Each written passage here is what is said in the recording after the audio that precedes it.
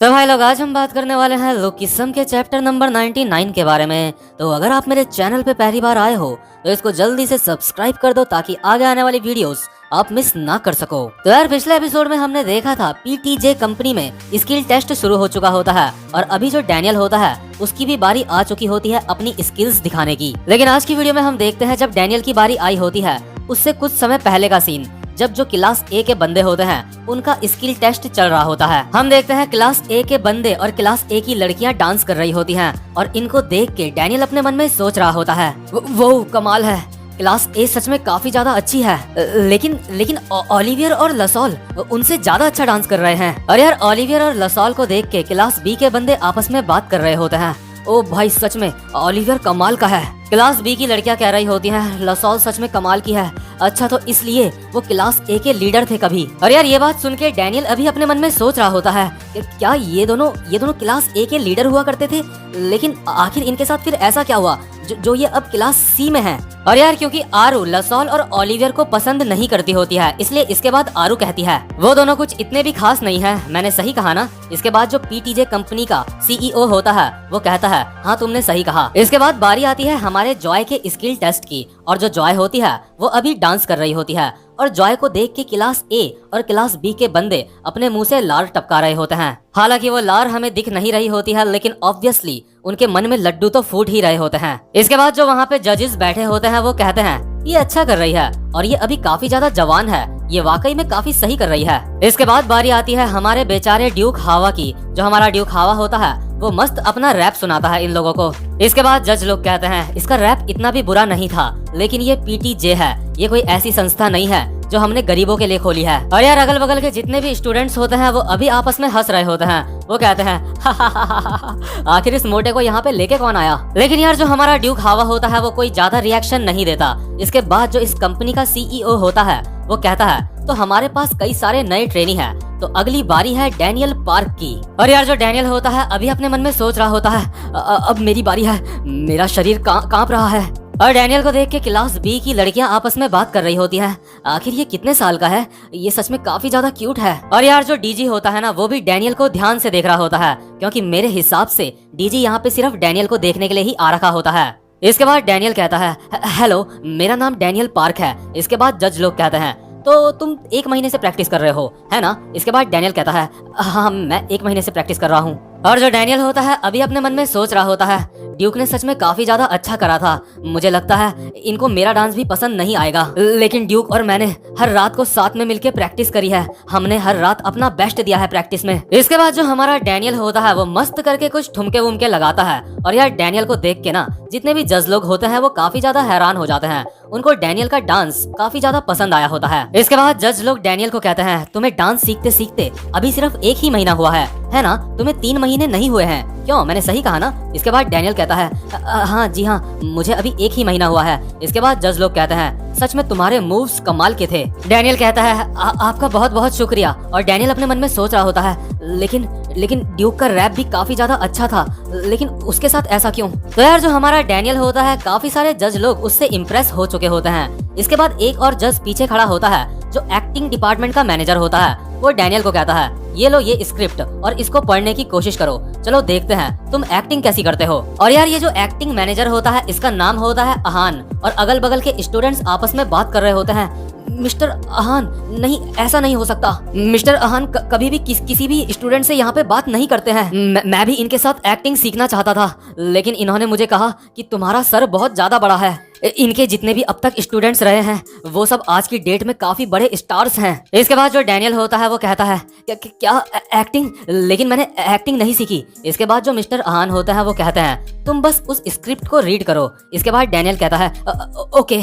इसके बाद जो क्लास ए का बंदा होता है वो अपने साथ वालों से बात कर रहा होता है, जरूर टीचर ने वो स्क्रिप्ट डैनियल को इसलिए दी है ताकि वो उसके मजे ले सके। इसके बाद दूसरा बंदा कहता है, लेकिन क्यों? उस स्क्रिप्ट में आखिर ऐसा है क्या? इसके बाद क्लास ए का पहला बंदा कहता है, कुछ देर पहले वो स्क्रिप्ट मुझे भी दी गई थी और मैं उसके हिसाब से एक्टिंग करने में फेल हो गया था। उस स्क्रिप्ट के हिसाब से जो उसका लीड रोल है, यानी कि जो मेन रोल है, उसे लोग बहुत ज्यादा परेशान करते हैं। और अगर तुम्हें उस स्क्रिप्ट के हिसाब से एक्टिंग करनी है तो तुम्हें एक ऐसा इंसान होना पड़ेगा जिसको काफी लोग परेशान करते हैं। तुम्हें सबसे पहले खुद को ऐसी सिचुएशन से रिलेट करना पड़ेगा जहाँ पे तुम्हें बहुत सारे लोग परेशान करते होते हैं, और ऐसा बिल्कुल भी नहीं हो सकता कि इस बंदे ने कभी अपनी जिंदगी में ऐसा कोई एक्सपीरियंस करा होगा। इस स्क्रिप्ट के हिसाब से इस बंदे के लिए एक्टिंग करना नामुमकिन है। लेकिन यार इस चोमू को ये बात नहीं पता जो हमारा डैनियल होता है, असल में उसको कितने सारे लोगों ने परेशान करा है, और ये स्क्रिप्ट भी बिल्कुल वैसे ही होती है। इसके बाद जो मिस्टर अहान होते हैं वो अपने मन में सोच रहे होते हैं,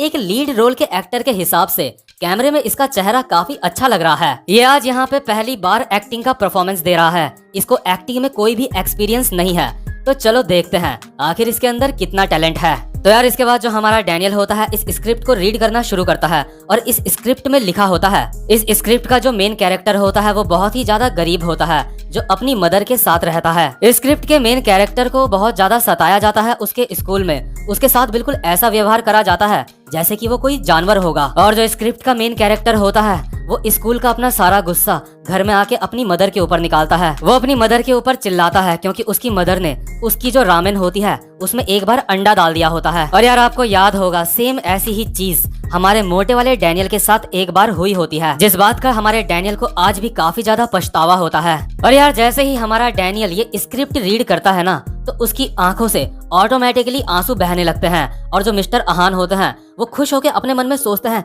लगता है इसको स्क्रिप्ट अच्छे से समझ आ गई है। इसके बाद जज लोग डैनियल को कहते हैं, हे तुम रो क्यों रहे हो। इसके बाद हमारा डैनियल कहता है, मुझे माफ करना, वो ये स्क्रिप्ट सच में काफी ज्यादा सैड है।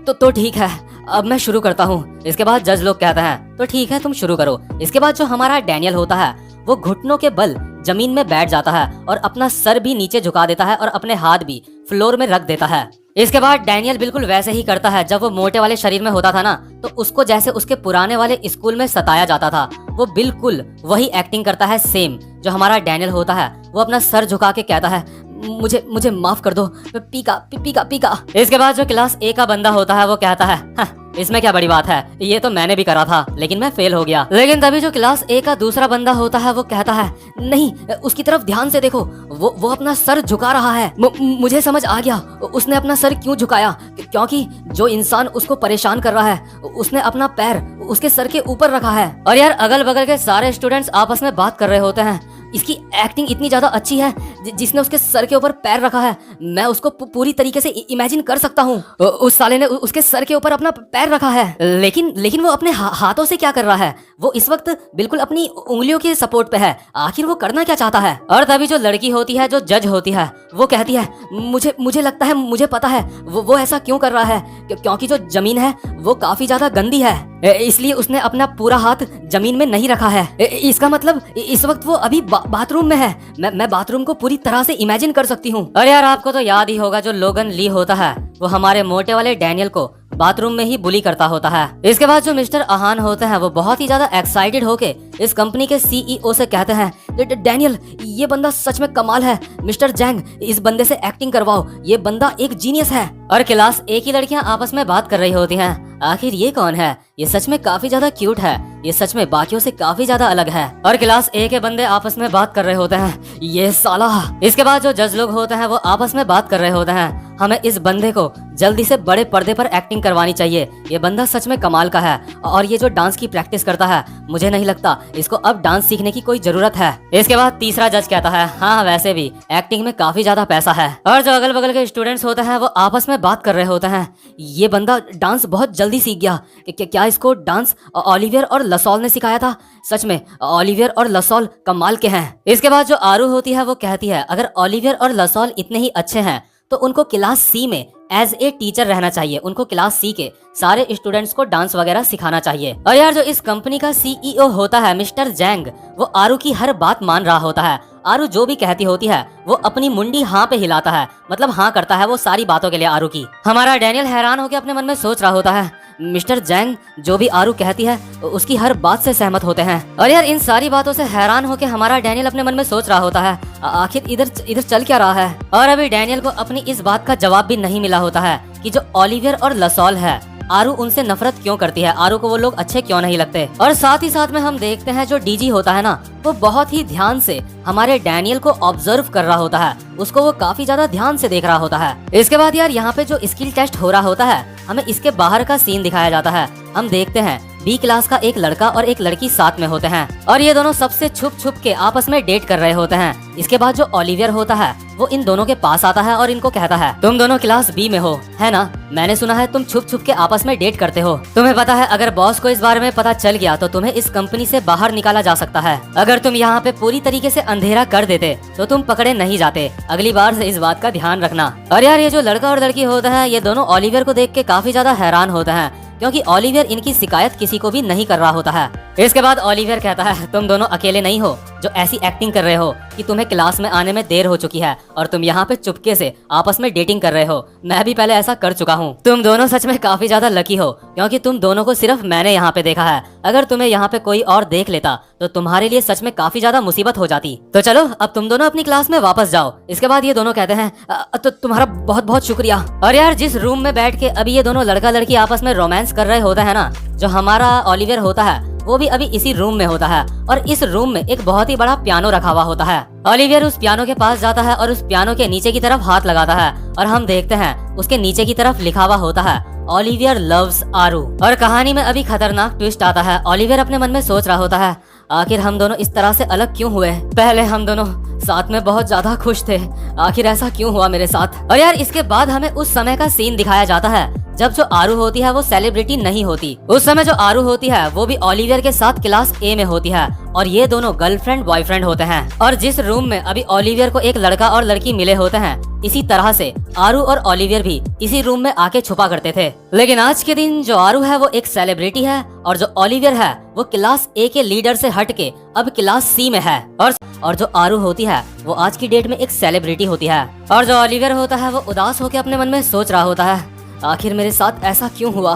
तो यार इस एपिसोड में हमें उस समय का सीन दिखाया जाता है जब आरू और ओलिवियर दोनों क्लास ए में साथ में होते हैं और उस समय आरू एक सेलिब्रिटी नहीं होती। हम देखते हैं जो आरू होती है वो ओलिवियर को कहती है, ओलिवियर मुझे तुम सच में पसंद हो। इसके बाद जो हमारा ओलिवियर होता है पीछे से उसकी वॉइस ओवर आती है, आरू ने मुझसे कहा था कि मैं उसको पसंद हूँ।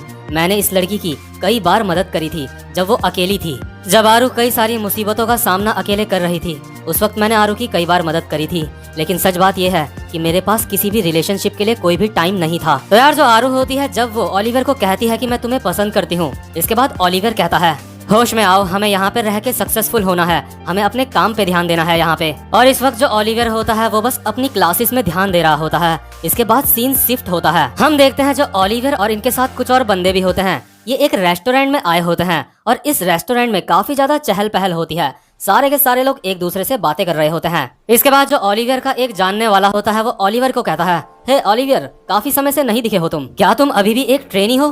तुम्हें पीटीजे में 4 साल हो चुके हैं, है ना? इसके बाद ओलिवियर कहता है, वेल हाँ, मुझे काफी समय हो चुका है उधर। लेकिन तभी इसके बाद हम देखते हैं जो रेस्टोरेंट में एक टीवी रखा होता है कस्टमर के एंटरटेनमेंट के लिए, उसमें डीजी आ रहा होता है, मतलब डीजी का शो आ रहा होता है। इसके बाद ओलिवियर का जानने वाला कहता है, हे डीजी भी उसी कंपनी में है ना जिस कंपनी में तुम हो, लेकिन डीजी ने तुम्हारे बाद वहाँ पे काम करना स्टार्ट करा था। मतलब यार जो हमारा ओलिवियर होता है ना वो वहाँ पे डीजी से भी पहले एक ट्रेनी था। मतलब अगर सीनियरिटी की बात आए तो जो हमारा ओलिवियर है वो डीजी से भी पुराना बंदा है। इसके बाद ओलिवियर का साथ वाला बंदा कहता है, तो हमें तुम टीवी में कब देखने को मिलोगे? पीटीजे काफी बड़ी कंपनी है, तुम्हें नहीं लगता कि तुम्हें भी अभी एक सेलिब्रिटी होना चाहिए था?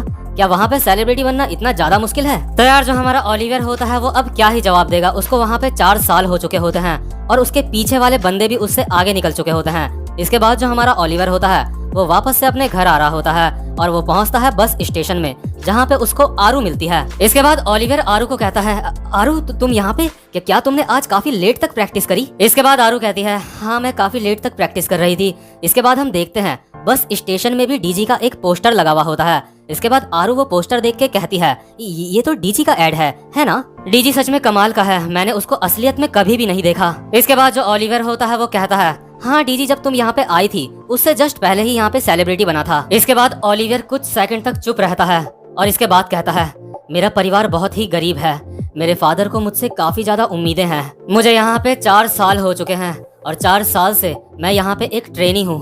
क्योंकि मैं इतना ज्यादा स्पेशल नहीं हूँ, शायद इसलिए मैं अब तक आगे नहीं बढ़ पाया। तो जैसे ही ओलिवियर अपनी बात कर रहा होता है लेकिन तभी जो आरू होती है वो चिल्लाते हुए कहती है, मैं भी, मेरा परिवार काफी सारे मुसीबतों से जूझ रहा है, इसलिए मैं भी यहाँ पे जल्दी से जल्दी कामयाब होना चाहती हूँ। मैं अपने घर की सबसे बड़ी लड़की हूँ, मैंने यहाँ आने के लिए काफी ज्यादा मेहनत करी है, मैं अपना 100% देती हूँ, लेकिन उसके बावजूद भी यहाँ पे कामयाबी हासिल करना सच में काफी ज्यादा मुश्किल है। ओलिवियर, अगर हम एक दूसरे का सहारा बने तो हम दोनों साथ में मिलके बहुत ज्यादा स्ट्रांग बन सकते हैं। और यार वैसे तो जो ओलिवियर होता है ना, उसको यहाँ पे 4 साल ऑलरेडी हो चुके होते हैं और अभी वो इस पोजीशन में नहीं होता कि वो यहाँ पे कोई गर्लफ्रेंड बनाए, उसके साथ मतलब टाइम बिताए, क्योंकि यार उसको कामयाब होना अब बहुत ही जरूरी होता है। ये बात आप खुद ही इमेजिन कर सकते हो, उसके पीछे वाले बंदे भी कामयाब हो चुके हैं और इसको यहाँ पे 4 साल हो चुके हैं। तो यार ऐसे में इंसान अंदर से बहुत ज्यादा डेस्परेट हो जाता है कामयाब होने के लिए। लेकिन इसके बावजूद भी जो हमारा ओलिवियर होता है, उसके दिल में आरू के लिए हल्की हल्की फीलिंग्स होती हैं।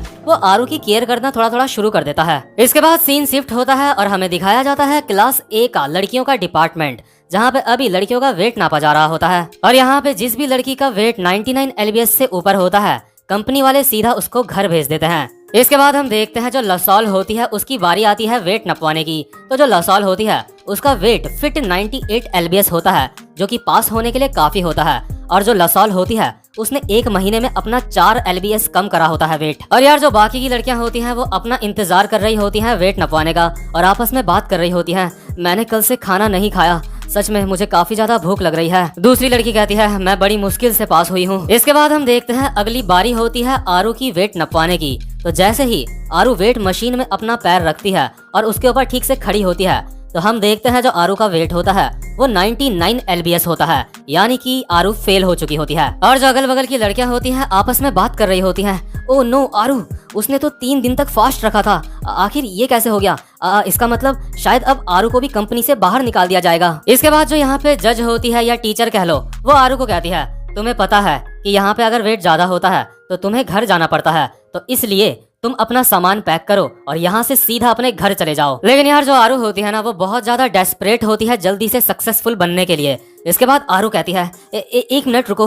और जो आरू होती है वो अपने ऊपर के सारे कपड़े उतार देती है और कहती है, प्लीज मेरा वेट एक बार फिर से चेक करो। और इस बार आरू का वेट चेक करने पे आरू का वेट होता है 98.9 LBS और आरू पास हो जाती है। लेकिन यार जो आरू होती है ना, उसको यहाँ पे काफी ज्यादा परेशानी हो रही होती है, उसको काफी ज्यादा स्ट्रगल करना पड़ रहा होता है, क्योंकि वो अभी यहाँ पे काफी ज्यादा नई होती है, इसलिए आरू अभी काफी ज्यादा सैड होती है। तो जो लसॉल होती है वो ओलिवियर के पास जाती है और कहती है, हे ओलिवियर, तुम्हें आरू को जाके मिलना चाहिए एक बार। तो यार जो हमारा ओलिवियर होता है वो आरू से मिलने जाता है। वो देखता है आरू एक कमरे के कोने में बैठ के अकेले रो रही होती है। इसके बाद जो आरू होती है वो ओलिवियर को कहती है, ये सच में बहुत ज्यादा मुश्किल है, मैं घर जाना चाहती हूँ, मुझसे ये नहीं होगा। और यार किसी लड़की को ऐसा रोता देख अगर कोई सच्चा मर्द होगा ना, वो उसकी सच में हेल्प करेगा। तो जो हमारा ओलिवियर होता है वो भी यही करता है। अभी हमें पीछे से ओलिवियर की वॉइस ओवर आती है, उस दिन के बाद से मैंने सोच लिया था कि आज के बाद मैं आरू का ख्याल रखूंगा। तो जो ओलिवियर होता है वो आरू को अपना हाथ देता है और उसका सहारा बनता है। और इसके बाद से ओलिवियर और आरू साथ में घूमने लगते हैं। वो काफी अच्छे फ्रेंड बन जाते हैं, वो काफी क्लोज आ जाते हैं एक दूसरे के। साथ में रहना, साथ में खाना और साथ में टाइम स्पेंड करना, ये चीज इन दोनों के लिए अब आम बात हो चुकी होती है। और यार जो इनकी दोस्ती होती है ना, अब वो सिर्फ दोस्ती नहीं होती, अब इन दोनों को एक दूसरे से प्यार हो चुका होता है। इसके बाद नेक्स्ट सीन में जो ओलिवियर और आरू होते हैं वो उसी रूम में होते हैं जहाँ पे पिछले एपिसोड में ओलिवियर ने क्लास B के एक लड़का और लड़की को पकड़ा होता है। यानी कि जो लड़का लड़की होते हैं वो क्लास से टीचर से छुप के वहाँ पे अपना मस्त रोमांस कर रहे होते हैं। और क्योंकि इन दोनों ने एक तरह से क्लास से बंक मारा होता है, तो जो आरू होती है वो कहती है, क्या तुम्हें यकीन है ऐसा करना सही रहेगा? इसके बाद जो ओलिवियर होता है वो कहता है, हाँ बिल्कुल सही रहेगा, तुम चिंता मत करो, जो सिक्योरिटी कैमरा है वो हम तक यहाँ पे नहीं देख सकता, और ये ट्रेनी के लिए ऐसी बात है जो हर ट्रेनी को पता होनी चाहिए। आरू, ये हम दोनों के बीच का सीक्रेट है। इसके बाद पीछे से ओलिवियर की वॉइस ओवर आती है, आरू मेरी पूरी दुनिया बन चुकी थी। इसके बाद हम देखते हैं जो ओलिवियर और आरू होते हैं वो साथ में घूमने जा रहे होते हैं और इन दोनों ने साथ में अपने साथ जबरदस्ती लसॉल को भी ला रखा होता है ताकि किसी को भी शक ना हो कि ये दोनों आपस में रिलेशनशिप में हैं। इसके बाद लसॉल कहती है, अरे यार तुम्हें अपने रिलेशनशिप को ऐसे छुपाने के लिए मेरा इस्तेमाल नहीं करना चाहिए। और यार इन दोनों को अपने रिलेशनशिप को छुपाना इसलिए पड़ रहा होता है क्योंकि पीटीजे कंपनी में ये अलाउड नहीं होता। अगर ये बात किसी को भी पता चल जाती तो इन दोनों को कंपनी से निकाल दिया जाता। तो जैसे ही लसॉल ये कहती है कि मेरा यूज मत करो, इसके बाद जो आरू होती है वो लसॉल से चिपक जाती है और कहती है, अरे लसॉल तुम तो मेरी बेस्ट फ्रेंड हो और हम हमेशा बेस्ट फ्रेंड रहेंगे। इसके बाद लसॉल कहती है मजाक मजाक में दफा हो जाओ यहाँ से। इसके बाद पीछे से ओलिवियर की फिर से वॉइस ओवर आती है। वो कहता है, लसॉल ने हम दोनों के लिए काफी कुछ करा था। एक ट्रेनी की लाइफ में इस बात की कोई गारंटी नहीं होती कि वो कामयाब होगा। मेरे पास पैसे भी नहीं थे, मेरा भविष्य बिल्कुल अंधकार में था, लेकिन उसके बावजूद भी मैं आरू के साथ बहुत ज्यादा खुश था। मुझे हमारे प्यार पे पूरा यकीन था। मुझे पूरा यकीन था कि हमारा प्यार एक दूसरे के लिए कभी भी खत्म नहीं होगा। और इसी वॉइस ओवर के साथ हम सीन देखते हैं जो हमारा ओलिवर होता है और आरू होते हैं। वो बहुत ही रोमांटिक रात में आपस में किस कर रहे होते हैं और दोनों के दोनों सच में काफी ज्यादा खुश नजर आ रहे होते हैं। लेकिन तभी इसके बाद सीन शिफ्ट होता है और हम देखते हैं हमारे ओलिवियर को। वो देखता है एक कार के अंदर आरू होती है एक आदमी के साथ, एक लड़के के साथ, और कार के अंदर आरू और उस इंसान की मस्त चुम्मा चाटी चल रही होती है। और इसके बाद पीछे से फिर से एक दर्द भरी वॉइस ओवर आती है। मुझे नहीं पता था कि ये सब कुछ ऐसे खत्म हो जाएगा। और यार ये वाला चैप्टर यहीं पे खत्म होता है। तो यार इस वीडियो को लेके, इस चैप्टर को लेके आपकी क्या राय है मुझे कमेंट बॉक्स में लिख के जरूर बताना। और भाई लोग आपको एक बात बता दूं, ऐसा बिल्कुल भी मत सोचना कि ये एक मांगा है तो ये बात बिल्कुल झूठ होगी। सच में यार मैं ऐसे कई सारे लोगों को जानता हूँ जिनके साथ असल में इससे ही मिलता जुलता काफी कुछ हुआ है। तो यार उम्मीद करता हूँ कि आपको आज की वीडियो भी अच्छी लगी हो। और चैनल पे पहली बार आए हो तो मुझे नहीं लगता कि आपको बताने की जरूरत है कि आपको क्या करना है। तो गाइस आप सबका बहुत बहुत शुक्रिया मेरे चैनल को सपोर्ट